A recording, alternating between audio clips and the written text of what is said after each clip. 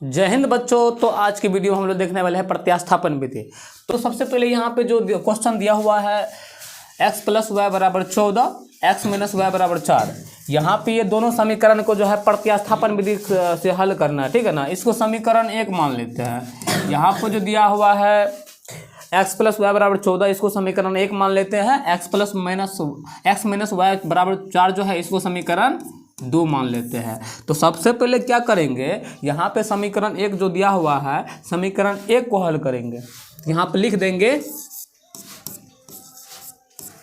समीकरण 1 से। तो समीकरण 1 से समीकरण 1 कितना है, x + y = 14 है, ठीक है ना। तो यहाँ पे जो है x + y = 14 है और यहाँ पे x का मान निकालेंगे सबसे पहले। तो y है प्लस में ना, उधर भेज देंगे तो माइनस में। अगर x का मान निकालेंगे ना तो समीकरण 1 या 2 में रखें तो y का मान निकल जाएगा। तो इसीलिए सबसे पहले यहाँ पे x का मान निकाल लेते हैं। तो x बराबर यहाँ पे देखो y प्लस में है, उधर भेज देते हैं तो माइनस में हो जाएगा। यहाँ पे जो है x का मान निकल गया और इसको हम मान लेते हैं समीकरण 3 मान ले लेते हैं। इसको समीकरण 3 मान लिए हैं, इसका मान निकाल लिए हैं। x का मान जो है निकल गया 14 - y। ये x का मान जो है समीकरण 1 या 2 में रख देंगे तो y का मान निकल जाएगा। तो हम जो है समीकरण 2 में जो है x का मान रख देते हैं। यहाँ पे लिख देंगे समीकरण 2 में x का मान रखने पर, तो समीकरण 2 में जो है x का मान रखेंगे। समीकरण 2 कितना है, तो x - y = 4 है। और जो है यहाँ पे x का मान कितना निकाले हैं, तो यहाँ पे समीकरण तो x का जगह पे जो है x का मान रख देंगे। यहाँ पे x का जगह है ना, x है ना, x का मान है 14 - y रख दिए और माइनस में y है तो -y लिख देंगे बराबर 4, ठीक है। उसके बाद आगे सॉल्व करेंगे इसको।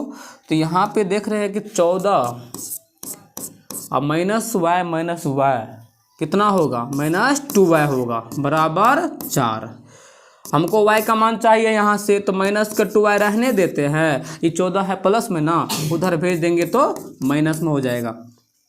और यहाँ पे जो है -2y बराबर 4 में से 14 घटाएंगे कितना बचेगा, माइनस का 10। माइनस काट देंगे और 2 × 5 = 10। y बराबर कितना निकला, 5। तो यहाँ से y बराबर जो है 5 निकला है। तो लेकिन हमको तो x का भी मान चाहिए, तो y का मान अगर समीकरण 3 में रख देंगे तो x का मान निकल जाएगा। तो यहाँ पर लिखेंगे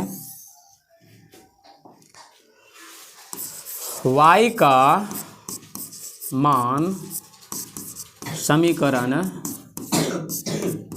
3 में रखने पर। तो y का मान समीकरण 3 में रखने पर, तो समीकरण 3 कितना है, तो समीकरण 3 यहाँ पे दिया हुआ, देखिए यहाँ पे बनाए हैं ना, अभी निकाले हैं समीकरण 3। तो x बराबर 14 - y, x बराबर 14 - y। तो यहाँ पे जो है हम बोले y का मान जो है समीकरण 3 में रखेंगे। तो 14 - y की जगह y का मान रखेंगे। तो y का मान कितना निकाले थे 5 निकाले थे, 5 रख देंगे। और यहाँ पे जो है 14 में से 5 घटाएंगे तो कितना बचेगा, तो 9 बचेगा। तो यहाँ पे जो है निकल गया है x का वैल्यू 9 निकला है और y का वैल्यू कितना निकला है, तो 5 निकला है। हाँ, x का जो है 9 निकला है, y का 5 निकला है। इस प्रकार जो है आंसर जो है ये आंसर हो गया। तो इसी प्रकार जो है प्रत्यास्थापन विधि से हल करके जो है x और y का मान निकालना होता है। यहाँ जो बनाए हैं ना, ये प्रत्यास्थापन विधि से जो हल किए इसको।